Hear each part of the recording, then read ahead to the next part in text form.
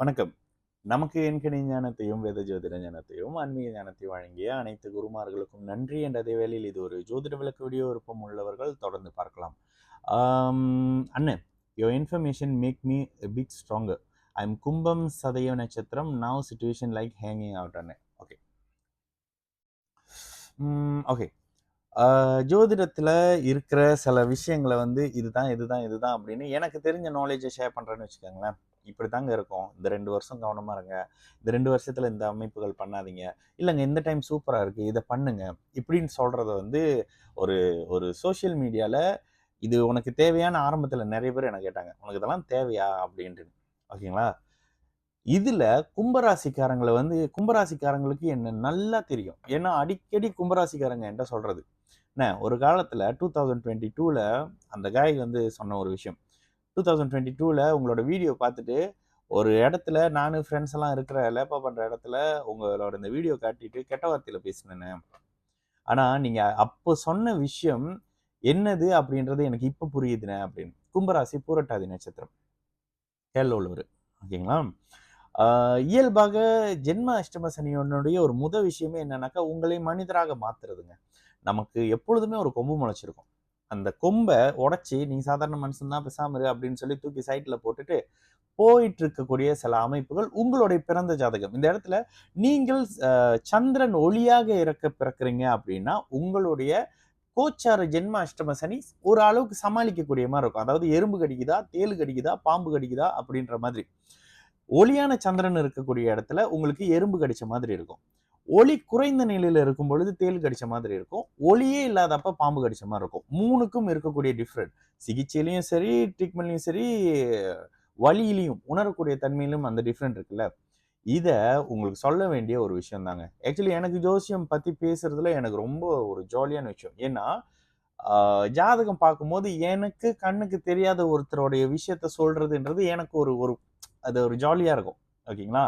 அந்த மாதிரியான சில அமைப்புகள பண்ணணுன்றது தான் என்னோட மைண்ட் செட். அப்போ இதுல நான் இத ஆரம்பிக்கும் பொழுது என்னுடைய அஷ்டம சனி கடுமையான அமைப்புகள்ல இருந்தது. இன்னைக்கு எல்லாரும் சொல்றீங்க, ஆனா ஊனா பரிகாரம் பத்தி பேசுறியே அப்படின்னு. என்னுடைய அஷ்டம சனியில YouTube முழுக்க இருக்கக்கூடிய எல்லா பரிகாரத்தையும் தேடி பண்ணி பார்த்து அவ்வளவும் தூக்கி போட்டு இது எதுவும் வேலைக்கு ஆவலடா. என்னாத்தான் நடக்கும்? வாழுவோமா? சாவுவோமா? நான் இருப்பேனா? செத்து போவேனா? அப்படின்றத தெரிஞ்சுக்க தாங்க ஜோசியமே கத்துக்கிட்டேன். அதுக்கப்புறம் தான் தெரியுது, ஜோசியத்துக்குள்ள இருக்கிற அவ்ளோ பெரிய விஷயத்தெல்லாம் மூடி மறைச்சுட்டு, எல்லாரும் வந்து ஜோசியத்த கொண்டு ஆன்மீகத்தோட திணிச்சு வச்சிருக்கிறாங்க அப்படின்னு. ஜோதிட சாஸ்திரம் என்பது ஒரு கணிதம்ங்க. ஆன்மீகம் என்பது இறை வழிபாடுங்க. 2க்கும் டிஃபரெண்ட் இருக்குங்க. அதனால தாங்க என்கிட்ட தமிழே தெரியாதவங்கலாம் வந்து ஜாதகம் பார்ப்பாங்க.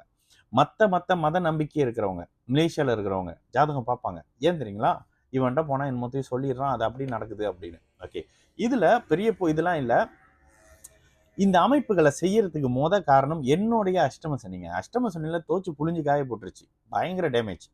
ஆனா, அதுக்கு பிறகு நீ நல்லா வந்துருவடா அப்படின்னு தட்டி குடுத்து சொல்றதுக்கு எனக்கு யாருமே இல்ல. எனக்கு என்னோட பிரச்சனையே அதுதான். நான் இந்த ஃபீல்டுக்கு வரவே அதுதான் காரணம். எனக்கு இந்த இடத்துல நீ நல்லா இருப்பேன்னு சொல்லிட்டா, அதுக்கப்புறம் பிரச்சனை நான் தான் நல்லா இருக்க போறேனே. அதுக்கப்புறம் நான் என்ன ஆக போறேன்? என்னத்த தாண்டி வந்தா என்ன? நான் நல்லா இருப்பேன். அப்படின்றத எனக்கு சொல்றதுக்கு யாருமே இல்லங்க. இந்த மலேசியாலயே இல்லன்னு சொல்றேனே. அதுக்கப்புறமா தேடி கீடி கண்டுபிடிச்ச ஒருத்தர்ல அவரு சொன்னாரு.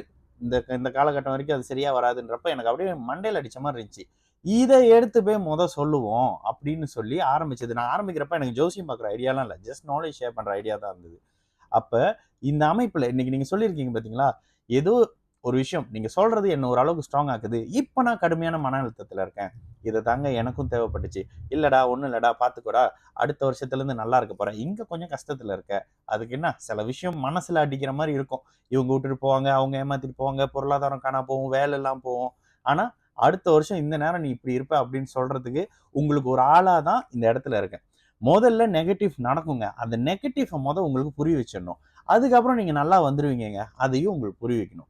ரிஸ்க்கான விஷயம் தான். ஆனா, நான் எந்த நெகட்டிவ்வா யாராவது பேசுறதா இருந்தா அத நான் காதுல போட்டுக்கிறது இல்ல. ஏன்னா, நம்ப வளர்றோம்னாலேயே சில பேருக்கு அது நெருப்பா தான் இருக்கும் வயிறுல. ஸோ, அதனால நான் அத போதை பண்றதில்ல. என்ன நெனைச்சேனோ அத என்னால ரீச் பண்ண முடியுது மக்கள்கிட்ட. ஓகேங்களா? இதுக்கும் உங்களோட சப்போர்ட் தான் காரணம். ஆனா, நீங்க பார்க்கலாம். எங்கேயுமே ஷேர் பண்ணுங்க, லைக் பண்ணுங்க, ஃபாலோ பண்ணுங்க, சப்ஸ்கிரைப் பண்ணுங்க. இந்த வார்த்தை என்ட்டருந்து வராது. ஏன்னா, என்னுடைய நம்பிக்கை, என்னுடைய விஷயம், நான் பண்றதுல தப்பு இல்ல. நான் சொல்றதுல பொய் இல்ல.